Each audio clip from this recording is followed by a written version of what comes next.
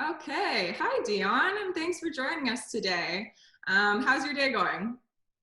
All right, all right. We have a great day with a few people in the office here for obvious reasons, but it's going all right, and excited to talk to you about our products and our business.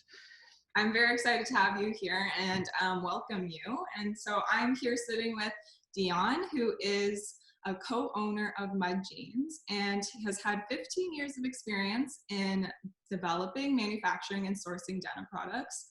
In 2015, you and your wife actually became the co-owner of Mud Jeans. Is that correct? Yeah, that's true, and Amazing. yeah, Amazing. So I'd love for you to introduce Mud Jeans and your mission with the brand. with pleasure. Yeah, as you mentioned, I've been on board since 2015, but actually the company was started already in 2012, and the main objective of the company is actually to change the fashion industry in general, but the denim industry in particular, towards a circular manufacturing model actually. um, and by doing so also create awareness amongst customers and end consumers of jeans. That's the main target, and yeah, we do so by producing actually circular denim as the first denim brand in the world actually. Yeah, honestly, I'm a huge fan, and that's what I was researching Mud Jeans a few years ago because of that aspect. And it was so cool to me that you were doing things so differently. And I know right now you have the 40% post-consumer waste in your jeans, and you're working towards 100% recycled content in your jeans as well. So that's absolutely fantastic. And one aspect that I find really interesting about Mud Jeans is your Lisa Jeans program, because I find that this is kind of a different take on circularity than a lot of other brands have. So I was wondering if you could touch on how the Lisa Jean programs work and how it's helping Mud achieve complete circularity. Yeah, indeed, it's been around actually from the beginning of the company, and it's made our life very difficult, I can tell you. But it's also offered a lot of yeah, interest in our company for that reason. The thought behind it is to create awareness amongst customers that the jeans that they are wearing contain valuable materials, the cotton in the case of jeans. And to do so, we've created this Lisa Jeans model in order for people to yeah, basically have use of a product over ownership of a product. It's common in certain other industries and products, usually higher value products. So was quite new to implement this in the fashion industry and in a product that is quite common. But it's definitely yeah, done in order for people to realize what they have, and also to realize that once they are done with that product, that they should never dispose it, but they should bring it back to us. So that lease concept is really brought into place to get the engagement of the customers. I mean, from a business point of view, it's a very bad idea actually, because you get your money for your product over a year's time, because customers pay 750 per month Right. for a year long actually. And yeah, in that way we don't make it ourselves easy, but it does give a lot of yeah, engagement of the customers as we had expected. I can give you some nice practical examples of how this turned out. For instance, a customer that leased the jeans, and after 2 months she decided she wanted to have her jeans shortened. She contacts us to ask if she's allowed to shorten the jean. We say obviously you are, because you are the user of the jeans. But then on top of that, she also asked, okay, the piece that I cut of these jeans, shall I send it to you in order for you to be able to recycle it? I mean, it's going that far, but it just indicates the engagement and the awareness that it creates with consumers. Yeah. And that is, of course, totally in the opposite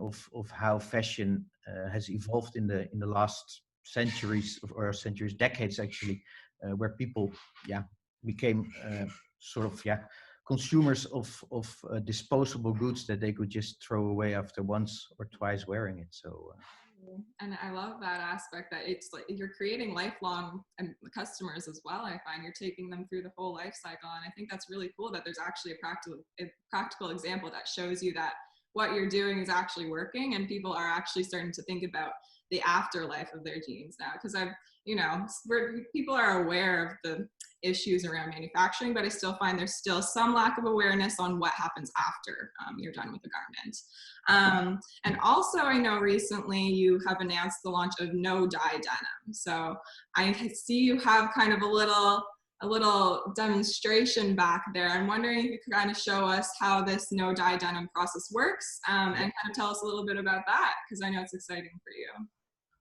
Before showing it to you, let me tell you what the background of this fabric is. Actually, it's a way of a result of the way we work, actually, because being a circular brand, you encounter limitations.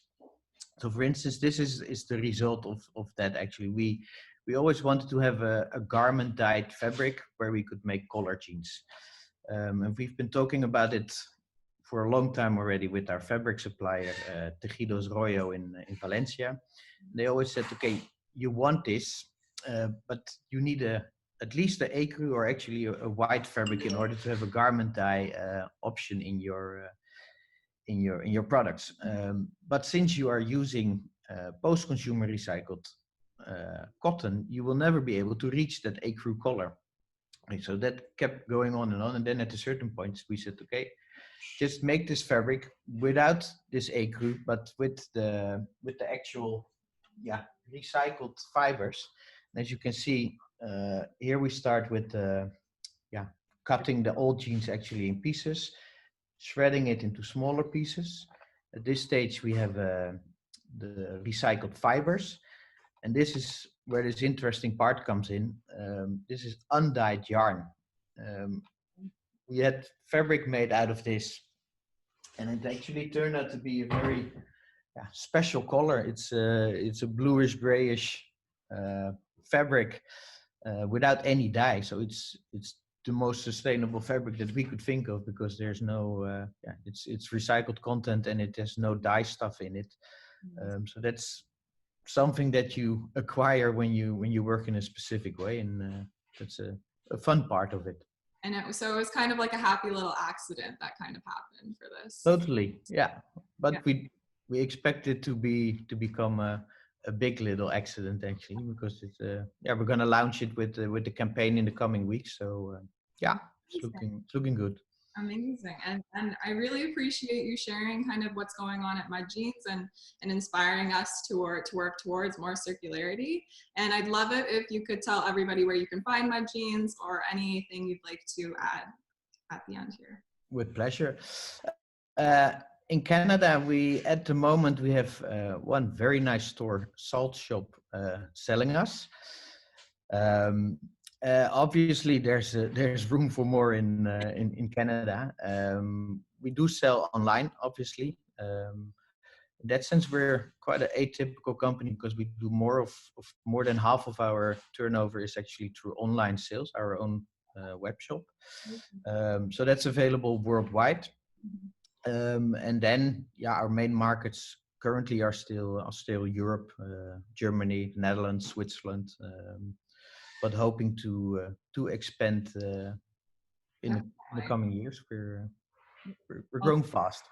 Yes, you're growing very fast, and I'm sure all of the Canadian denim retailers here will be wanting to get Mud Jeans on board too. So again, I really thank you for your time today, and I hope you enjoy the rest of the show, Dion. Totally. I'm looking forward to hear and see the other speakers. Amazing. All right. Well, we will talk to you later. Bye. Thanks a lot. Bye.